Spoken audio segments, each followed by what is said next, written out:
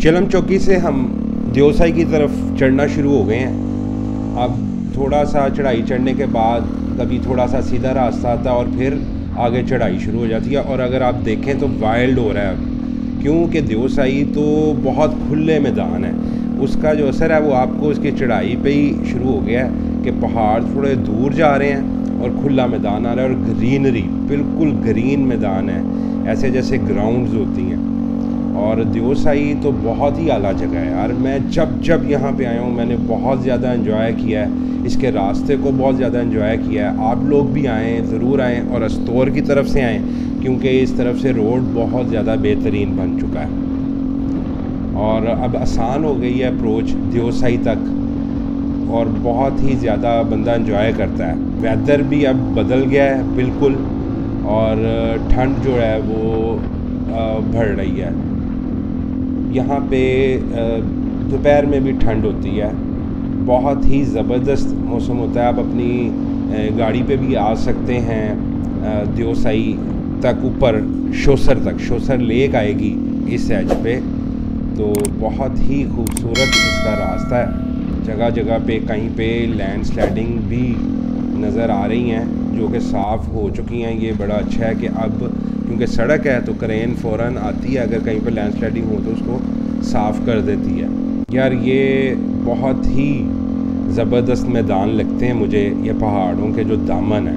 ये देखें अब मैं और ऊपर आ गया हूँ तो वाइल्ड हो गया है व्यू, पहाड़ थोड़े दूर जा रहे हैं। ये निशानी है कि देवसाई करीब आ रहा है और बड़ा ही अच्छा। इसकी एक खूबसूरती ये है कि ये नेशनल पार्क है, तो नेशनल पार्क में आप उस तरह से कंस्ट्रक्शंस नहीं कर सकते। जो देवसाई प्लेटो है वहाँ पे तो बिल्कुल कंस्ट्रक्शन नहीं हो सकती। अभी तो हम वहाँ पे पहुँचे नहीं, उसके रास्ते पे हैं। यहाँ पे कुछ लोगों के मकामी ये छोटे छोटे घर भी हैं और ये मवेशी भी उन्हीं के ही हैं। तो बस ये भी यहाँ की खूबसूरती है, जो यहाँ पे आपको इर्द गिर्द गायें भैंसें चरती नज़र आती हैं और आप बहुत ज़्यादा नेचर को करीब से देखते हो। ये बहुत ही खूबसूरत चीज़ है यहाँ की। रास्ते में इस तरह के झरने भी आते हैं जो आपको ऐसे ही क्रॉस करने पड़ते हैं। पानी काफ़ी ठंडा होता है क्योंकि चश्मों का पानी होता है और मैं यहाँ से बस गुज़र ही जाऊँ निकल गई भाई, निकल गई। असल में बस बाइक को बनाए रखें, रुकने वाला काम नहीं है। आपने पाँव नीचे लगाए, आपके जॉगर या बूट सब गीले हो जाएंगे और फिर ठंड से बुरा हाल होगा। कोशिश करें कि ब्रेक ना लगाएं, बस यही चीज़ है, ब्रेक नहीं लगानी चाहिए। बाइक को एक स्पीड पे चलाते आएँ, ब्रेक मत लगाएं। ओ वेग पागल, जाके देखते हैं कि क्या हुआ है। वो तो अभी बल्कि उसने क्रॉस ही नहीं किया, वो पहले ही उसकी बाइक फिसल गई है। मेरे ख्याल से उसका पाँव फिसल गया जिस वजह से वो बाइक उसकी जो है वो फिसल गई है। अल्लाह खैर करे, बचत ही हो गई है। देखते हैं क्या बना है। मोटरसाइकिल क्यों छूटता है? मोटरसाइकिल क्यों छूटता है? बहुत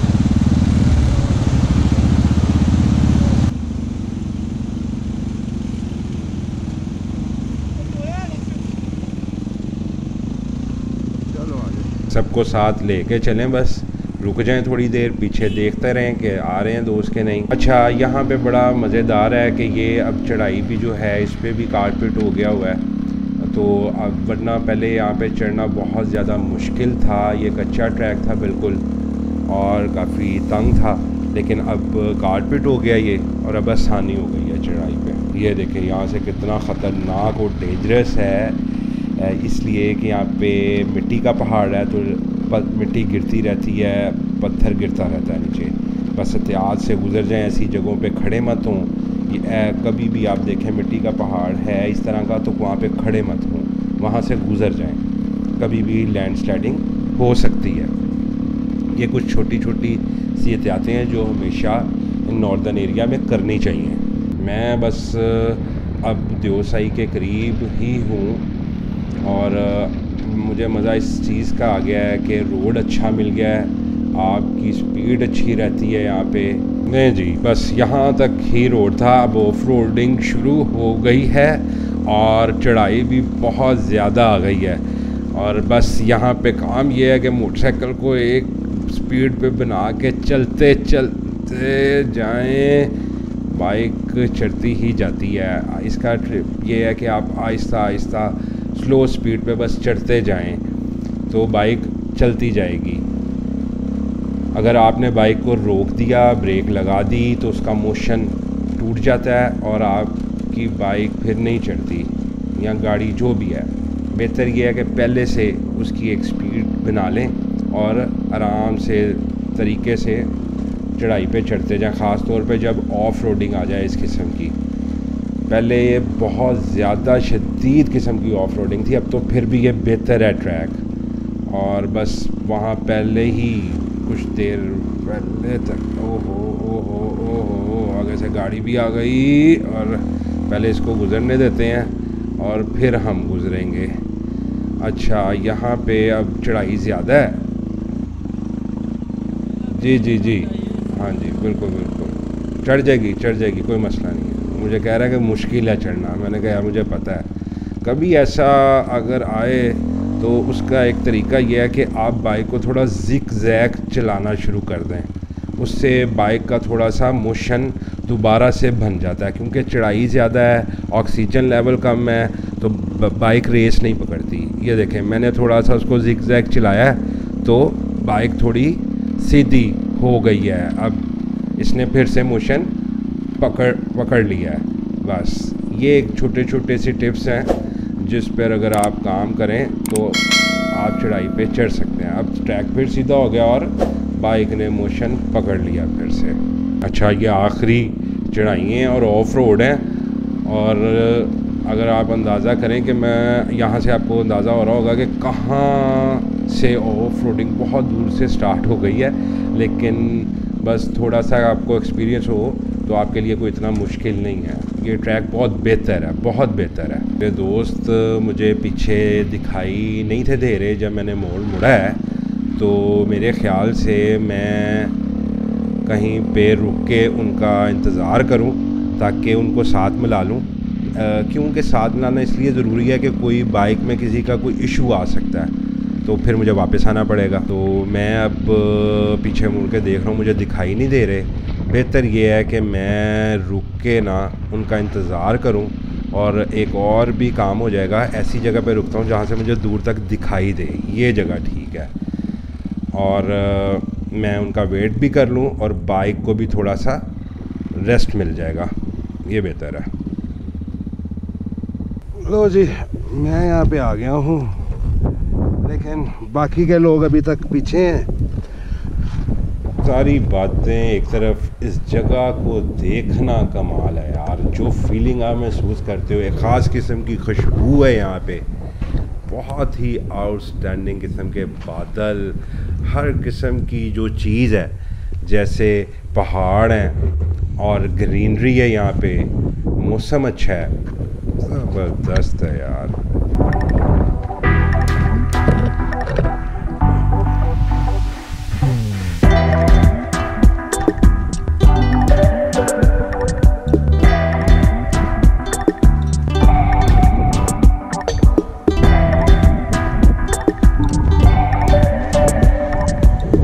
मेरे ख़्याल से कि वो आ गए हैं तो मुझे अब निकलना चाहिए। मुझे वो दिखाई दे गए हैं तो मैं अब आगे चलता हूँ। थोड़ा करीब आ जाएं वो, फिर निकलता हूँ। मुझे दिखाई तो दे गए हैं वो, तो बस मैं अब यहाँ से आगे निकलता हूँ। थोड़ा सा बाइक को भी रेस्ट मिल गया है, मुझे भी रेस्ट मिल गया है। बस इतना सा ही रेस्ट बहुत होता है। आप जो एक चढ़ाई चढ़ के आए होते हैं, थोड़ा सा रेस्ट करते हैं तो आपकी एनर्जी बहाल हो जाती है और आप फिर रेडी हो जाते हैं आगे जाने के लिए। अब देवसाई बिल्कुल करीब ही है, बस अब मैं पहुंच जाऊंगा। लेकिन टाइम हमें काफ़ी हो चुका है क्योंकि वहाँ पे बैठ के हमने काफ़ी टाइम जो है ना वहाँ पे वेस्ट कर दिया है।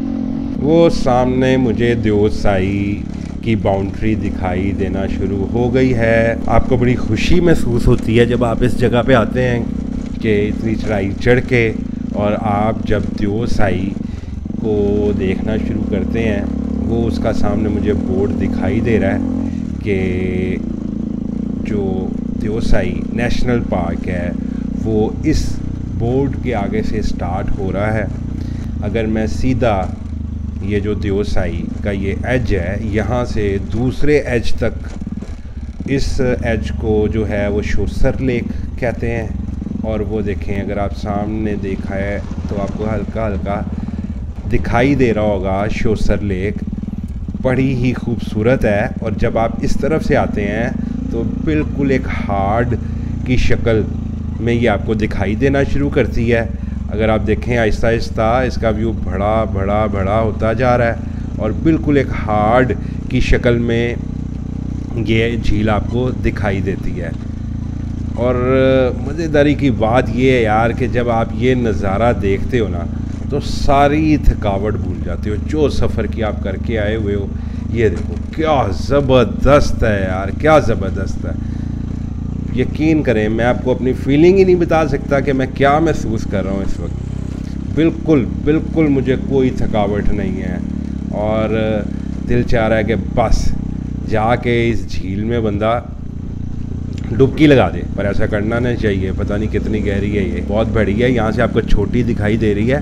शाम सवेरे मुझे हाथ मेरे।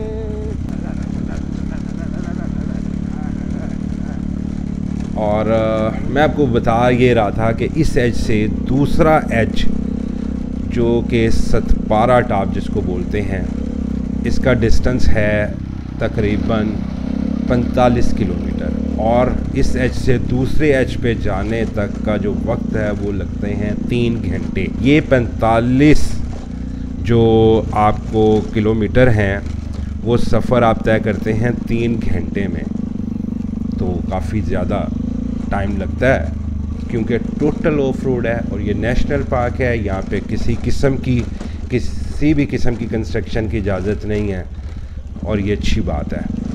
मैं इस चीज़ से खुश होता हूँ कि आप नेचर को उसकी अपनी असल हालत में देखें तो ही खूबसूरती का मज़ा आता है। ये झील जो है ये आप पे अपना असर जो है ना वो तारी करना शुरू कर देती है। आप जू इसके करीब जाते जाते हैं।